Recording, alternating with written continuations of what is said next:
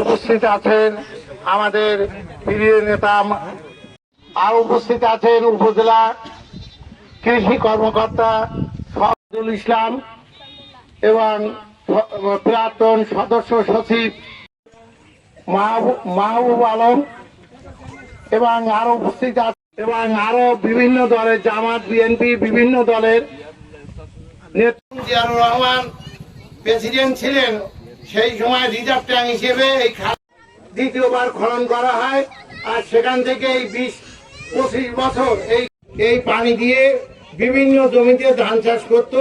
তখন ওই চায়নাইরি নামে আছে, ওনাদের কাছে ভালো ভালো কথাবার্তা আপনারা শুনতে পাবেন। এই দুর্ঘটনা এবং উপজেলা প্রশাসন দুর্ঘটনা কর্তৃক আয়োজিত আজকের এই 10 ফুটের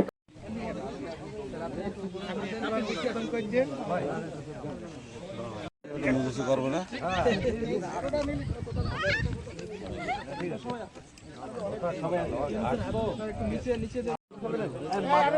মাটি কাটা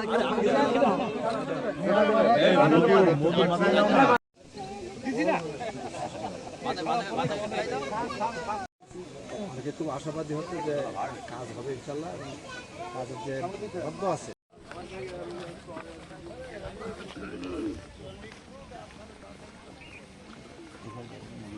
এই বাবে সাহেব